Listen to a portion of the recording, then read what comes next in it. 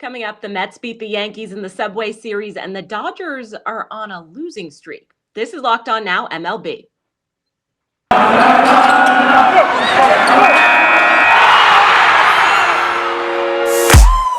The biggest games, the best performances, expert analysis. You are Locked On Now. Welcome in. You're listening to Locked On Now MLB, local experts weighing in on the biggest stories in baseball. I'm your host, Kainani Stevens. Thank you for making Locked On Now your first listen every single weekday. We've got our MLB hosts here. They're ready to recap everything from Tuesday. We are going to start off with the Subway Series featuring two of the best teams in baseball in our biggest game. The biggest game. A lot of long balls at Citi Field as the Mets took the latest game between these crosstown rivals on Tuesday. Locked On Mets recaps how their team got the win at home. The New York Mets just won the first game of their Subway Series against the Yankees. This is Ryan Finkelstein, the host of Locked On Mets, and what a game it is we just watched. There was some really solid defense from this Mets team throughout, just a ton of plays that come to the top of my head with Jeff McNeil, Francisco Lindor, so many others. But the game really boils down to the first inning for me. New York Yankees hit a couple of home runs, 2-0 lead. Mets come up to bat in the bottom of the first inning. You think, oh, here we go. The big brother's back in town, right? The Yankees, the best record in baseball. And here's a Mets lineup that struggled against left-handed pitching. Well, guess what they did? They put up a 4 spot, they hit 2 home runs of their own, and they grabbed the hold of this game and never let go. Taijuan Walker pitched great. Edwin Diaz with the 4-out save at the end. Got a little bit dicey when he spiked the ball in the 9th inning. But you know what? You end up getting the big strikeout you need, and the Mets come away winners. Now, game 2, Max Scherzer versus Domingo Germán. Advantage Mets, so we're going to get the brooms out tomorrow. I'll be discussing that. I'll be talking about this game on tomorrow's edition of Locked On Mets. Shohei Ohtani is setting the bar high with a home run in his first at-bat on Tuesday, and the rest of the Angels lineup followed suit as LA got a 6-0 shutout win. Locked On Angels talks about the victory. What did I just watch? The Angels won. They won a game 6-0 against the Royals. Hey everybody, my name's Mike Frisch, one half of Locked On Angels, and that's the truth. The Angels actually got a victory on Tuesday night on the road against the Royals, and Jose Suarez pitched an incredible game, 5 1/3, and looked dominant. He was only averaging about 10 pitches per inning, which is a miracle for Jose Suarez. We got a home run from Shohei Ohtani and a home run from Max Stassi. But there's a guy named Magnuis Sierra. And he, I think, is the key to the Angels actually turning this thing around. He stole 2 bases, which is remarkable for the Angels. We don't steal any bases at all. He stole 2 bases, got 2 hits. This was his second official game in the major leagues, and maybe perhaps could be the guy that could start a fire, that could be the spark, that could change everything for the Angels, or at least that's what we're hoping for. John and I are going to talk all about it on Locked On Angels. We hope you'll join us. The Braves snapped their 2-game skid with a win over Philly yesterday. Locked On Angels has more as the struggles for this team continue. Oh, tough loss to the Braves there for your Philadelphia Phillies. Connor Thomas, your host of Locked On Phillies. And listen, they fought till the end. Phil's made a little bit of a late push, but Aaron Nola was not as sharp as he needed to be. Spencer Strider was great for the Atlanta Braves, and the Phillies just couldn't string together enough consistent offense. Let me tell you something. Alec Boehm is a professional hitter, and right now he's as hot as he's ever been in the major leagues. That's a nice thing for the Philadelphia Phillies to round out the lineup. JT Realmuto showed a little bit of power late with a home run. Kyle Schwarber left the yard again. So, there's flashes there. You just played a good team. You played a good pitcher. You got beat, and you got a chance to go win a series tomorrow. So, tough one. You wiped this one. Try and be a little bit more consistent offensively, and help is coming when hopefully Gene Segura bounces back. He's doing a rehab start, DH tonight in Lehigh Valley. So, they're going to get better. Just a tough loss. And you go and try and win the series tomorrow. Kyle Gibson faces off against Charlie Morton. Hey, let's go win one. What do you say? Peace out from Citizens Bank Park. The Astros are going to look to add at the trade deadline as they continue to drop games out of the All-Star break. After a fourth loss in 5 games, our Locked On Astros host gives you all the details from the action on and off the field in Houston. Hey, it's John Wheelhouser with Locked On Astros, and the Astros drop another one to the Oakland A's, 4 of their last 5. Chad Pinder caught a hanging slider from Luis Garcia, which proved to be the difference in the game. Is tacked on another run late. The Astros could never get that lead or even tie the ball game after that. So they come out on the losing end. Kyle Tucker had a nice home run. Jordan Alvarez had a couple hits, an opposite field single, right center field RBI double, but it just wasn't enough. So the Astros continue to struggle against the A's, but heck, they can beat a streaking 14-win Seattle Mariner team. They can beat Yankees in a doubleheader.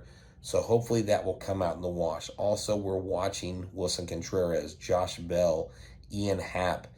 There's all kinds of names out there. Chafin, Mole. I mean, the names and the list is many. So stay tuned in to Locked On Astros. We'll have you caught up on everything that happens as it happens. Remember, we're your team every day. Go Stros.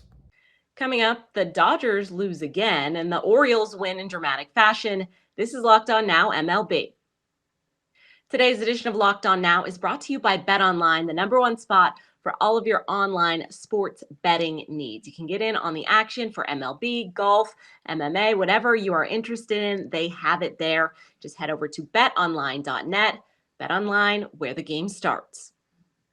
Welcome back to Locked On Now MLB. I'm Kainani Stevens. Thank you for making Locked On Now your first listen every single weekday.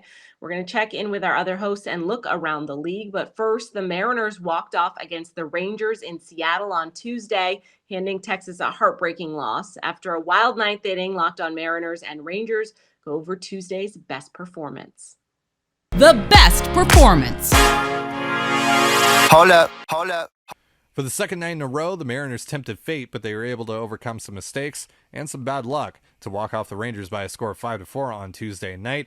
How's it going, everyone? This is Tight Gonzalez for the Locked On Mariners podcast here. Not a great night for the Mariners offense, if we're being honest, despite them rolling out arguably their best lineup of the entire year with Julio Rodriguez, Jesse Winker, and Kyle Lewis all back in the lineup, but they were only able to record 2 runs off of Rangers starter Dane Dunning, and that was really the main reason the Rangers were able to come back in this game and eventually take a 1-run lead into the bottom of the ninth. However, it never really felt as if the Mariners had completely lost control of this game. They just really felt like they were destined to win, and that certainly rung true in the bottom of the ninth as Cal Raleigh ropes a clutch RBI double to score J.P. Crawford from first and knot things up at 4-4. It was a big night for Raleigh, who also had a solo home run. And then Big Dumper roars down the third base line to score the game-winning walk-off run on Carlos Santana's sacrifice fly.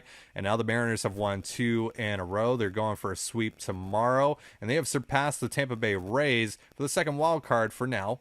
And I'd be remiss to exit this video without mentioning George Kirby, who was sensational in his 5 innings of work after being called back up earlier today. He was fantastic. Be sure to catch us after tomorrow's game on Locked On Mariners on YouTube or wherever you get your podcasts. We'll see you then. Peace. I don't know what ancient beings, what old gods, what cranky spirits the Rangers have pissed off. But whatever they did, they need to undo it. Whatever voodoo, dark magic, absolute nonsense is going on with the Rangers in 1-run games. I have had officially enough of it. The Rangers lose 5-4 in Seattle.